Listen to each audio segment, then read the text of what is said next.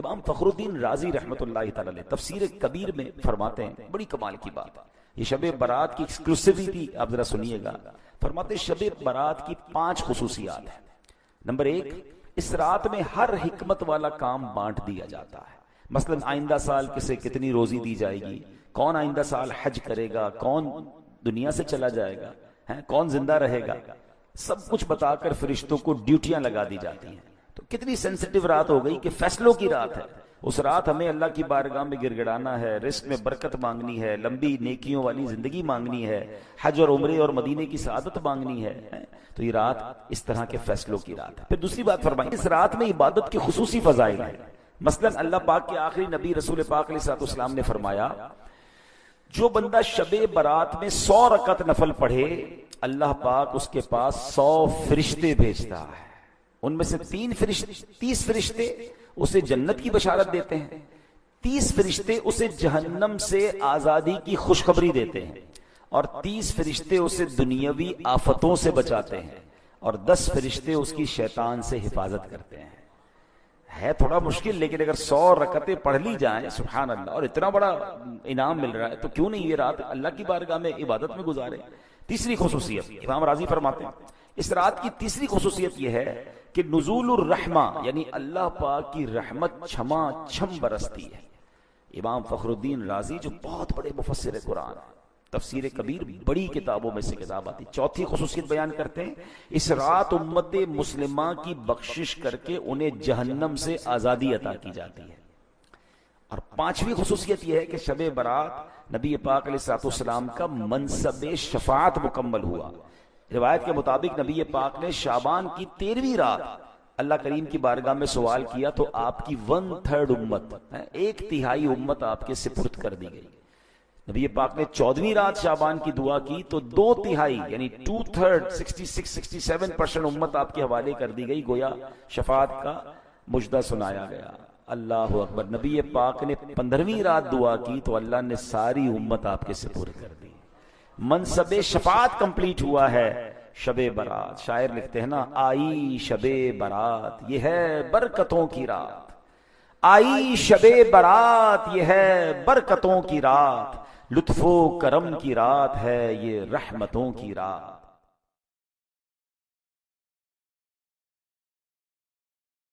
الحمد للہ رب العالمین والصلاة والسلام على سید المرسلین، اما بعد فاعوذ باللہ من الشیطان الرجیم، بسم اللہ الرحمن الرحیم. پڑھیے، الصلاة والسلام علیک یا رسول اللہ وعلى آلک واصحابک یا حبیب اللہ، الصلاة والسلام علیک یا نبی اللہ وعلى آلک واصحابک یا نور اللہ. میٹھے میٹھے اسلامی بھائیوں اور مدنی چینل کے ناظرین، پیارے آقا مدینے والے مصطفیٰ صلی اللہ تعالی علیہ وسلم کا فرمان عظمت نشان ہے. کیا خوبصورت انعام ہے، کیا پیارا اعلان ہے کہ نبی پاک فرماتے جس کا مضمون ہے کہ بے شک بروز قیامت تم میں سے میرے سب سے زیادہ نزدیک وہ ہوگا، most closest on the day of judgement. نبی پاک علیہ الصلوۃ والسلام سے وہ کون ہوگا؟ سرور کائنات علیہ الصلوۃ والسلام فرماتے ہیں جو مجھ پر سب سے زیادہ درود پاک پڑھنے والا ہوگا. یعنی درود پاک آپ جتنا پڑھتے ہیں نبی پاک سے قیامت کے دن گویا اتنا قریب ہو جاتے ہیں. تو قیامت کا دن تو مشکلوں کا، پریشانیوں کا، ڈیفیکلٹی کا ڈے ہوگا، لیکن جو اس دن کونین کے والی، شافع روز محشر، intercessor of the day of judgement کے قریب ہو جائے گا، کلوز ہو جائے گا، اس کے لیے تو کام آسان ہو جائیں گے نا. تو میں بھی نیت کروں اور آپ بھی نیت کریں کہ انشاءاللہ چلتے پھرتے اٹھتے بیٹھتے کثرت کے ساتھ درود پاک پڑھیں گے. اللہ پاک مجھے بھی اور آپ کو بھی کثرت سے درود پاک پڑھنے کی توفیق عطا فرمائے. آئیے مل کر محبت کے ساتھ درود پاک پڑھ لیں. صلو علی الحبیب صلی اللہ تعالی علی محمد صلی اللہ علیہ وسلم. سو مچ بلیسڈ منتھ، بہت ہی زیادہ مبارک مہینہ ہمارے درمیان ہے. Allah's noble Rasul sallallahu alaihi wasallam stated as regards to the holy month of Shaban, Shaban is my month and Ramadan is the month of Allah Azza wa Jal. نبی پاک فرماتے ہیں کہ شعبان میرا مہینہ ہے اور رمضان اللہ کا مہینہ ہے. اس سے زیادہ ایک عاشق رسول کے لیے اس مہینے کی اور کیا سگنیفیکنس ہوگی اور کیا اس کی خوبصورتی بیان کی جائے کہ رب العالمین کے حبیب صلی اللہ علیہ وسلم خود فرما رہے ہیں کہ شعبان میرا مہینہ ہے. عاشق رسول کے لیے تو یہی کافی ہے اس مہینے سے محبت کرنے کے لیے کہ جس نبی سے محبت ہے، جو پیارے آقا ہمارے بیلوڈ ہیں، ان کا پیارا مہینہ، ان کا مہینہ جو ہے وہ شعبان کا مہینہ ہے. سیدی غوث اعظم رضی اللہ تعالیٰ عنہ شعبان کے ان 5 حروف کے بارے میں کیا خوب فرماتے کہ شین سے مراد شرف یعنی بزرگی کے ہیں، عین فار علو، عین کے معنی بلندی کے ہیں، and با for بر یعنی kindness and benevolence، یعنی با سے مراد بھلائی ہے، بر ہے، نیکی ہے. الف فار الفت افیکشن، الف سے مراد محبت ہے. and نور فار نون، فار نور لائٹ، یعنی نون سے مراد نور ہے. غوث پاک فرماتے ہیں so these are the virtues with which Allah Azza wa Jal bestows his servants in this blessed month. یہ وہ 5 برکتیں ہیں جو اللہ تعالیٰ شعبان کے مہینے میں اپنے بندوں پر عطا فرماتا ہے.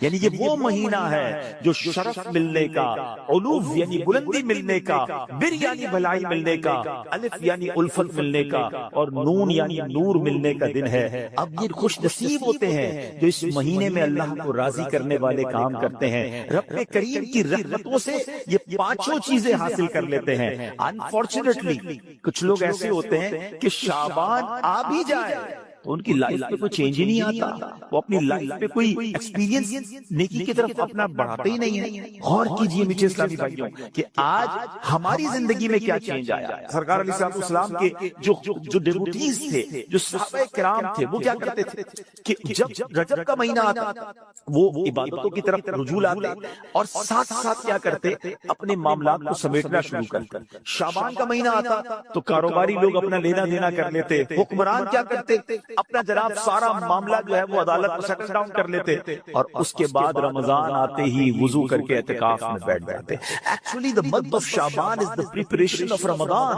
لیکن بہت سارے لوگوں کو تو کچھ اس کا احساس ہی نہیں ہے. سرکار دو عالم صلی اللہ علیہ وسلم نے فرمایا صدقہ برائی کے 70 دروازے بند کرتا ہے. آقا فرماتے ہیں جو اللہ کی رضا کی خاطر صدقہ کرے تو وہ صدقہ اس کے اور آگ کے درمیان آڑ بن جاتا ہے. ایک اور جگہ نبی پاک علیہ السلام نے فرمایا صدقہ دو، صدقے کے ذریعے اپنے مریضوں کا مداوا کرو، بے شک صدقہ حادثات اور بیماریوں کی روک تھام کرتا ہے اور یہ تمہارے اعمال اور نیکیوں میں اضافے کا باعث ہے. یہ میں سوال کرتا ہوں شخص سے جو کہتا ہے میں نے 1000 دیے 10,000 نہیں ہوئے. آپ نے 1000 دیے اور باہر جا کر آپ کا ایکسیڈنٹ ہونے والا تھا. صدقہ برائی کو روکتا ہے نا، بلا کو روکتا ہے. آپ کو 10,000 اچھے تھے یا آپ کی ٹانگ ٹوٹنے والی تھی وہ بچ گئی، آپ کو خطرناک بیماری لگنے والی تھی. حدیث پاک میں یہاں تک آتا ہے کہ صدقہ رب تعالیٰ کے غضب کو بجھاتا ہے، بری موت کو دفع کرتا ہے. اور سنو میرے آقا فرماتے ہیں صبح سویرے صدقہ کرو کہ بلا صدقے سے آگے قدم نہیں بڑھاتی، انٹرسپٹ کر دیتا ہے، روک لیتا ہے، بیچ میں آ جاتا ہے صدقہ بلا کے درمیان. کیا معلوم میں نے آج اللہ کی راہ میں خرچ کیا اور باہر ایک بلا، ایک مصیبت، دکان میں آگ لگنے والی تھی، گھر میں ہی آگ لگنے والی تھی، اللہ کے کرم سے صدقے سے وہ بلا ٹل گئی. یہ کتنا بڑا انعام ہے. اے میرے میٹھے اسلامی بھائیوں، مدنی چینل کے ناظرین ہمیشہ یاد رکھیں بلاؤں سے بچنا چاہتے ہیں، مصیبتوں سے بچنا چاہتے ہیں، اپنے مال میں برکت چاہتے ہیں، بری موت سے بچنا چاہتے ہیں، عمر میں اضافہ چاہتے ہیں، آپ صدقہ دینے کے عادی بن جائیے، اللہ کی راہ میں خرچ کرنے کے عادی بنیے. سیدنا اکرمہ رضی اللہ تعالیٰ عنہ فرماتے ہیں کہ ایک ملک کا بادشاہ بہت ظالم اور کنجوس تھا، بڑا ظالم اور ایسا عجیب و غریب کنجوس کہ اس نے اعلان کر دیا کہ میرے ملک میں اگر کسی نے مسکین یا فقیر کو صدقہ کیا تو اس کے کوئی غریب کی مدد نہ کرے، اگر ایسا کوئی کرے گا تو میں اس کے ہاتھ کاٹ دوں گا. یعنی خود غریب کی مدد بھی نہیں کرنی اور پورے ملک میں بھی کوئی غریب کی مدد نہ کرے. بڑا عجیب و غریب اعلان تھا. اچھا جناب، اب ایک خاتون تھی، لوگ تو خوف سے ڈر گئے تھے، کوئی صدقہ نہیں دے رہا تھا، کوئی خیرات نہیں دے رہا تھا. ایک دن فقیر مجبور ہو کر ایک عورت کے پاس آیا اور کہا مجھے اللہ کی راہ میں کچھ دو، میں بہت بھوکا ہوں، کھانے کے لیے کچھ نہیں. وہ عورت نے بھی بادشاہ کا اعلان سنا ہوا تھا، وہ بھی ڈری ہوئی تھی، اس نے بھی صدقہ دینے سے اس نے سوچا کہ صدقہ دوں گی تو میرے بھی ہاتھ کٹ جائیں گے. لیکن فقیر نے کہا مجھے اللہ عز و جل کی رضا کی خاطر کچھ تو کھانے کو دے دو. وہ التجا کرتا رہا، آخر اس عورت کے دل میں رحم آ گیا. اس عورت نے اس فقیر کو صدقہ دے دیا، کھانے کو دے دیا۔ اب 2 روٹیاں دی اسے کھانے کو، فقیر روٹیاں لے کر دعائیں دیتا ہوا چلا گیا۔ بادشاہ کو پتا چل گیا کہ ملک میں ایک ایسی عورت ہے جس نے کسی فقیر کو صدقہ دیا۔ اس نے اپنے بندے بھیجے اور اس خدا ترس رحم دل عورت کے دونوں ہاتھ کاٹ دیے گئے، اس کے دونوں ہاتھ کٹ گئے۔ اب نیچے اسلامی بھائیوں، کچھ عرصے کے بعد بادشاہ نے اپنی والدہ سے کہا کہ مجھے اپنی مملکت کی سب سے حسین لڑکی سے شادی کرنی ہے۔ اس کی ماں نے جب معلومات کروائی تو پتا چلا پورے ملک میں ایک لڑکی سب سے زیادہ حسین ہے، مگر اس میں ایک خامی یہ ہے کہ اس کے دونوں ہاتھ نہیں ہیں۔ اس نے بادشاہ سے کہا، بادشاہ نے لڑکی کو دیکھا، اسے پسند آئی، اس سے شادی کر لی اور وہ عورت اب ملکہ بن گئی۔ جس نے 2 روٹیاں صدقہ کی، ہاتھ کٹ گئے، اب وہ بادشاہ کی زوجہ بن گئی۔ بڑی زندگی آرام سے گزرنے لگی، مگر ایک اور امتحان اس کی زندگی میں باقی تھا۔ پھر کیا ہوا کہ ایک مرتبہ، کیونکہ اور بھی اس کی بیویاں تھیں بادشاہ کی، نئی نویلی دلہن کے ساتھ بادشاہ بہت وقت گزارتا، بڑی نوازشات کرتا۔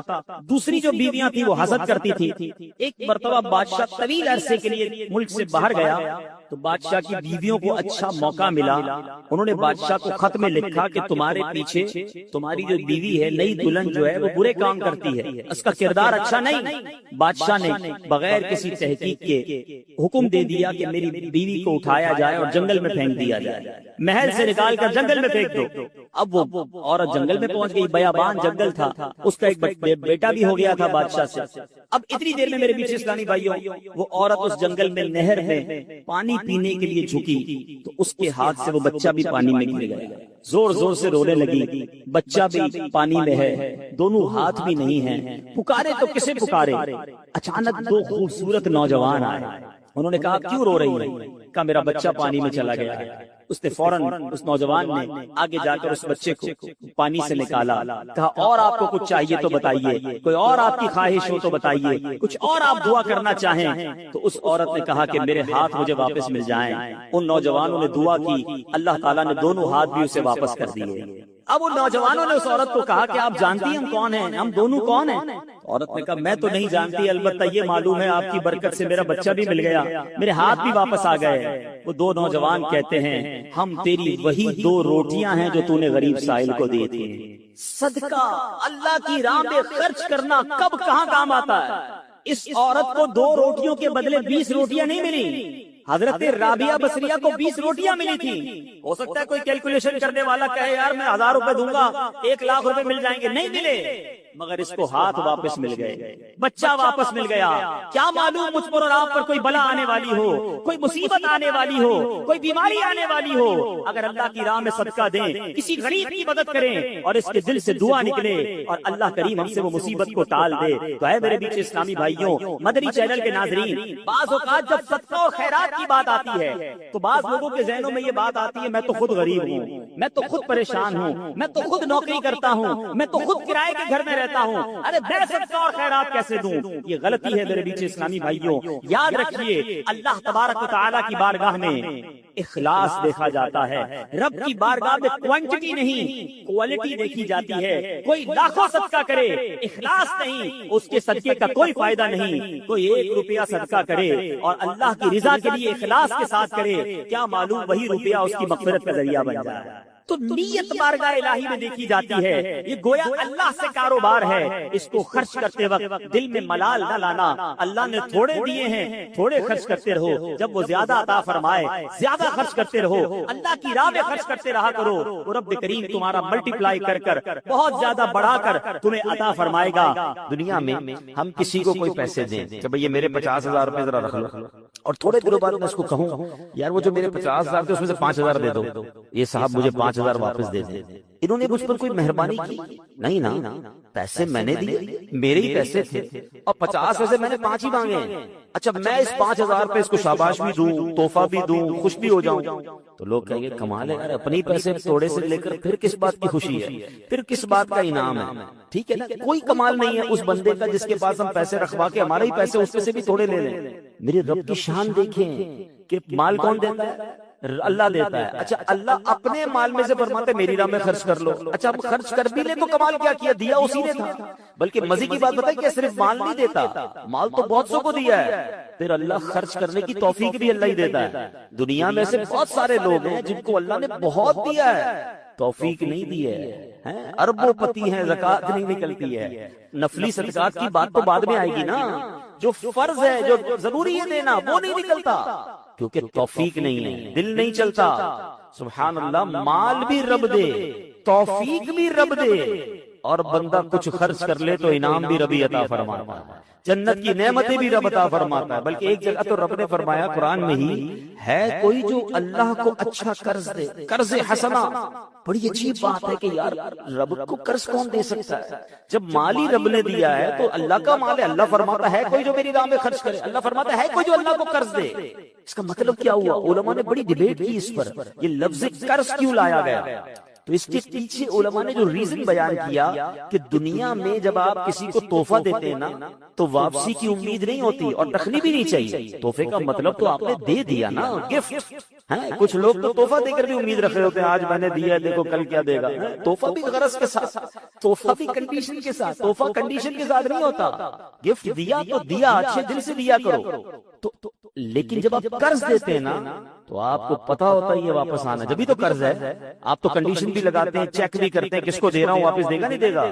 اللہ اکبر. فرمایا جو رب نے قرآن میں فرمایا نا, ہے کوئی جو اللہ کو اچھا قرض دے اور اللہ اس کو پھر بڑھا کے لوٹائے گا, تو اس کا مطلب یہ ہے کہ دینے والا اللہ کی راہ میں یقین رکھے کہ جو میں دے رہا ہوں یہ مجھے ضرور واپس ملے گا, اور جتنا دیا اتنا نہیں ملے گا, اللہ اپنے کرم سے اس کو بڑھا کر واپس لوٹائے گا. Please try to understand that we are in the mid of Shaban right now. Half of Shaban already gone. But آدھا شعبان تو پہلے ہی چلا گیا ہے, اب آدھا ہی تو رہ گیا ہے جس میں برکتیں لوٹنی ہیں اور جس میں اللہ کریم کی رحمتیں ہم سب نے حاصل کرنی ہیں. مزید سنتے ہیں انشاءاللہ کہ شعبان المعظم کی کیا خوبصورت فضائل ہیں اور نبی پاک علیہ السلام کا اس میں ایٹیٹیوڈ کیا تھا, پیارے آقا کا اس میں انداز کیا تھا.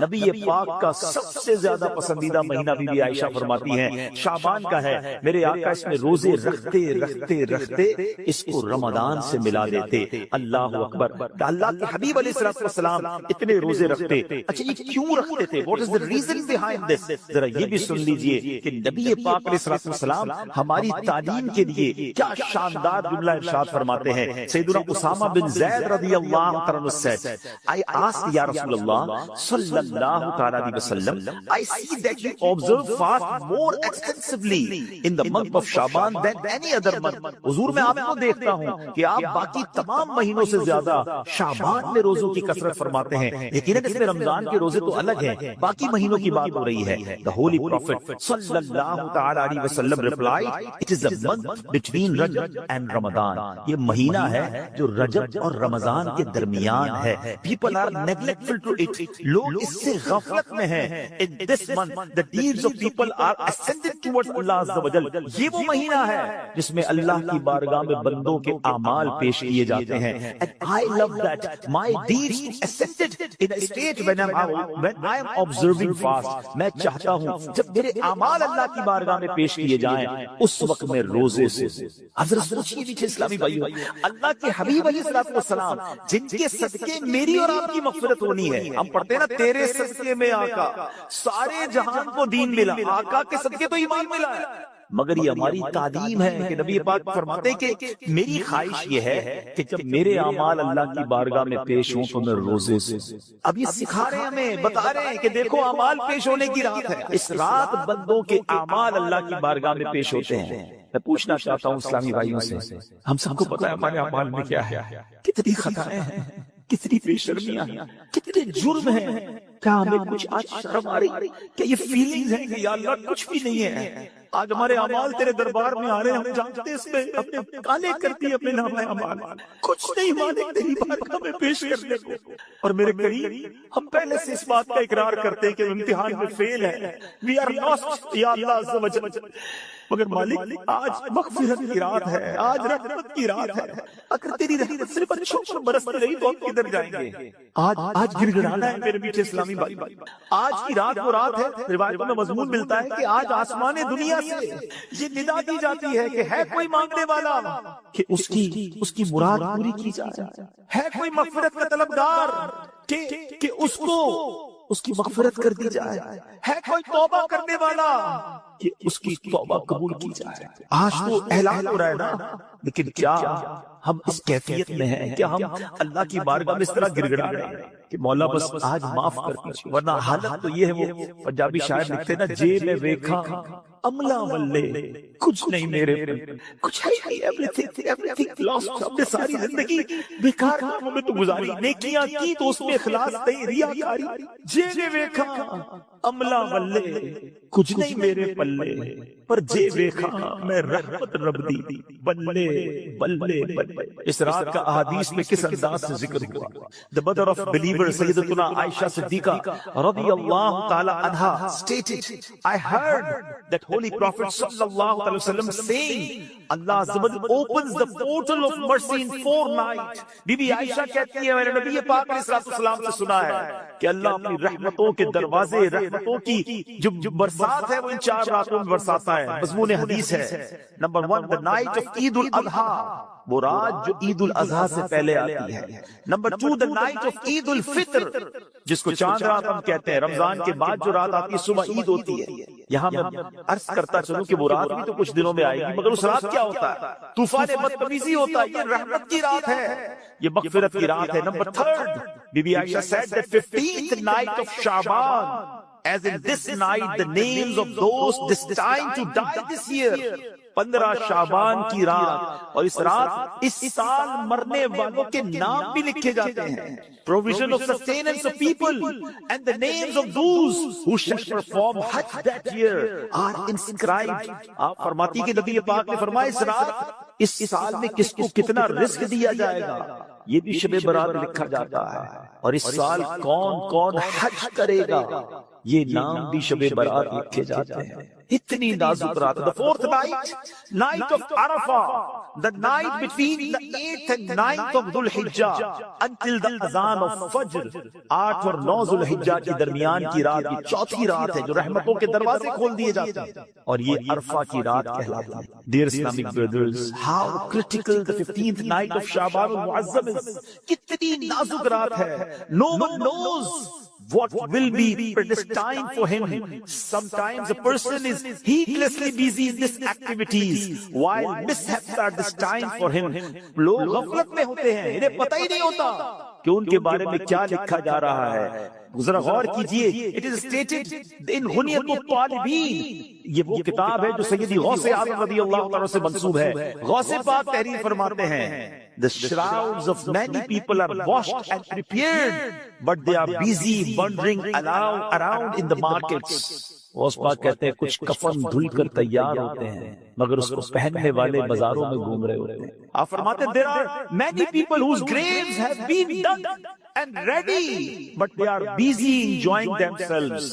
فرماتے ہیں کچھ لوگوں کی قبر کے گھڑے خودے تیار ہوتے ہیں مگر وہ گھوم رہے ہوتے ہیں، وہ بازار میں مزاق مستی اور جناب گناہوں میں مصروف ہوتے ہیں۔ ایک بات میں آپ کو اس جملے کے تحت بتاؤں، پہلے بات پوری کر لوں پھر میں آپ کو پریکٹیکلی بھی سمجھاؤں گا۔ آپ فرماتے ہیں number of people are busy laughing although the final moment of their death is approaching۔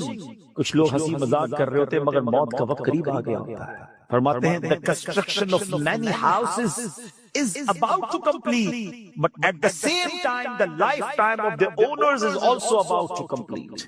فرماتے ہیں کچھ گھر بالکل بن کر تیار ہو گئے ہوتے ہیں مگر مکین جو اس گھر میں رہنے کے لیے آنا چاہتا ہے اس کا آخری وقت بھی آ گیا، اس کی قبر بھی تیار ہے۔ اب ذرا اس کو پریکٹیکلی سمجھیے، آپ جب قبرستان جاتے ہیں کچھ قبریں تیار ملتی ہیں نا، صحیح بات بتاؤ پریکٹیکلی، جو قبریں کھودی ہوئی ہیں نا، جتنی بھی کھودی ہوئی ہیں وہ زندہ ہے، ہاں تھوڑی دیر بعد مرنا ہے انہیں اور پھر اس قبر میں آ جانا ہے۔ کفن کی دکان پر جب کبھی جائے نا تو وہ کفن وہ طے کر رہا ہوتا ہے، پلاسٹک میں ڈال رہا ہوتا ہے، ایکچولی جس کا کفن طے کر رہا ہے نا وہ اس کو زندہ ہے، تھوڑی دیر بعد اس نے مرنا ہے۔ یہ کفن خریدنے کوئی آئے گا دکان سے، اس کو کفن پہنایا جائے گا، اور جو قبر تھوڑی دیر پہلے گورکن نے یا ایک دن پہلے کھودی تھی یہ اس کے لیے کھودی تھی جو زندہ ہے۔ تو مجھے اور آپ کو پتا نہیں ہے کہ ہماری قبر خودی بھی ریڈی تو نہیں ہے، کہیں کفن طے تو نہیں ہو رہا۔ آگاہ اپنی موت سے کوئی بشر نہیں سامان 100 برس کا ہے، بلکہ ایڈریس کا دس از دا ویری کروشل، بہت زیادہ نازک رات ہے۔ اس رات کتنی مغفرت ہوگی، کتنے لوگ بخشے جائیں گے۔ سیدنا عائشہ صدیقہ رضی اللہ تعالیٰ عنہ has reported that the holy prophet sallallahu alaihi wasallam said, Jibreel alayhi salam came to me and said, this is the 15th night of Shaban. Allah Azza wa Jalla frees as many people from the hell as the number of the hairs on the goats of the tribe of Kalb. پیارے آقا فرماتے جبریل امین میرے پاس آئے اور آ کر عرض کی کہ حضور آج 15 شعبان کی رات ہے، اللہ تعالیٰ اتنے لوگوں کو جہنم سے آزاد فرمائے گا جتنے قبیلہ بنی کلب کی بکریوں کے بالوں کی تعداد ہے۔ What is the meaning of that؟ میں اور آپ تو اپنے سر کے بال کاؤنٹ نہیں کر سکتے، ایک گوٹ کے، ہم ایک بکری کے بال کاؤنٹ نہیں کر سکتے۔ قبیلہ بنی کلب تو سب سے زیادہ بکریاں پالا کرتا تھا۔ It means millions, billions لوگ آج کی رات بخشے جائیں گے، مگر but he does not cast merciful sight at an infidel۔ اس رات میں کچھ لوگ ایسے ہیں پر اللہ تعالیٰ نظر رحمت نہیں فرمائے، infidel مشرک پر نظر رحمت نہیں فرمائے، malicious person, one who cuts off family ties, the one who dangles his clothes, a person who disobeys his parents, and a person who is habitual of drinking wine۔ حدیث کا مضمون کیا بنا کہ شرک کرنے والے اس رات کو نہیں بخشے جائیں گے۔ پھر فرمایا جو احادیث کا مجموعہ ہے، ماں باپ کو ستانے والا، ماں باپ کا نافرمان، disobeyed of parents، نہیں بخشا جائے۔ شراب پینے والا، habitual of drinking wine، شراب کا عادی، نہیں بخشا جائے۔ خدا را ان چیزوں سے توبہ کرو۔ اب وائن، شراب اب تو پارٹیز میں کولڈ ڈرنک کی طرح پی جا رہی ہے، اس کو کوئی جرم سمجھتا ہی نہیں ہے۔ Try to understand یہ کتنا بڑا سن ہے، یہ کتنا بڑا گناہ ہے کہ جس رات کروڑوں اربوں لوگ بخشے جا رہے ہیں، شراب نہیں بخشا جا رہا۔ توبہ کر چھوڑ دیجئے ان بری عادتوں کو، ڈرگز کو چھوڑ دیجئے please. My dear viewers, my youngster brothers, western world میں بدقسمتی سے جب سنتے ہیں تو دل جلتا ہے کہ مسلمان کہلانے والے بڑی تعداد میں ڈرگز کا یوزیج کر رہے ہیں۔ کدھر جائیں گے ہم؟ ان ڈرگز کو، اس نشے کی عادت کو خدا نہ چھوڑ دیجیے۔ یہاں عمر بن عبدالعزیز رضی اللہ عنہ جھنجھوڑ رہے ہیں کہ عبادت بھی کرنی ہے تو اخلاص کے ساتھ کرنی ہے، اور اگر عبادت بھی دکھلاوے والی ہے تو قبر میں ان کا بھی حال برا ہو جائے گا۔ حضرت عثمان غنی رضی اللہ عنہ کا ایٹیٹیوڈ آپ کو بتاؤں کہ عثمان غنی رضی اللہ عنہ قطعی جنتی ہیں، اللہ اکبر، عشرہ مبشرہ سے ان کا شمار ہوتا ہے۔ اور لیکن ان کا انداز کیا ہوتا تھا، عثمان غنی رضی اللہ عنہ جب قبرستان جاتے، قبر جاتے تو اس قدر روتے تھے کہ آپ کی داڑھی مبارک تر ہو جاتی۔ عرض کی گئی جنت و دوزخ کا تذکرہ کرتے وقت آپ اتنا نہیں روتے، مگر قبر پر بہت روتے ہیں۔ اس کی وجہ کیا ہے؟ فرمایا میں نے نبی اکرم صلی اللہ علیہ وسلم کو فرماتے ہوئے سنا ہے، قبر آخرت کی سب سے پہلی منزل ہے، اگر صاحب قبر نے اس سے نجات پائی تو بعد کا معاملہ اس سے آسان ہے، اور اگر ادھر نجات نہ ملی تو آگے کا معاملہ اور زیادہ سخت۔ Actually this is the first examination, یہ پہلا امتحان ہے جو مرنے کے بعد دینا ہے۔ جو اس امتحان میں کامیاب ہے وہ آگے بڑھتا چلا جائے گا، اس کی سکسیس کا راستہ کھل جائے گا، مگر جو اس امتحان میں ہی فیل ہو گیا وہ آگے بھی برباد رہے گا۔ اے میرے بیچ اسلامی بھائی، کیا ہم اس ایگزامینیشن کی تیاری کر رہے ہیں؟ ہم میں سب نے کسی نہ کسی ایگزام کو دیا نا، اسکول، مدرسے، کہیں نہ کہیں ایگزام دیا تھا۔ اس ایگزام سے پہلے ہم پر کتنا برڈن تھا، کتنا پریشر تھا، مگر آئیے ذرا اس ایگزامینیشن اور قبر کے ایگزامینیشن کا تھوڑا کمپیریزن کرتے ہیں۔ دنیا کے ایگزام کی ڈیٹ پہلے سے پتا ہوتی ہے، فلاں منتھ کی فلاں تاریخ کو امتحان ہوگا، that's why we prepare for that, ہم اس کے لیے تیاری کرتے ہیں، ٹھیک ہے۔ سیکنڈ، اس پیپر کو جب ہم دیتے ہیں اگر فیل ہو جائے تو اس کو ریپیٹ دینے کا موقع ملتا ہے، سپلیمنٹری پیپرز ہوتے ہیں، یا زیادہ سے زیادہ یہ ہوتا ہے کہ بھائی ایک سال آپ کا فیل ہو گیا، دوبارہ اس کلاس میں پڑھیں گے، دیٹس اٹ، اور تو کچھ نہیں ہوتا۔ تیسرا، اس ایگزامینیشن کا جو رزلٹ ہے وہ فیو منتھس کے بعد یا فیو ڈیز کے بعد اناؤنس ہوتا ہے، ٹھیک ہے۔ یہ تین چیزیں ذہن میں رکھیے گا۔ وی نو دا ڈیٹ آف ایگزامینیشن، ہمیں پہلے سے پتا ہے ایگزامینیشن کا لاس کیا ہے، اگر اس میں فیل ہو گئے ایک سال پڑھائی دوبارہ کرنی پڑے گی، یا زیادہ سے زیادہ کیا پنشمنٹ ملے گی، تھرڈ اس کو دوبارہ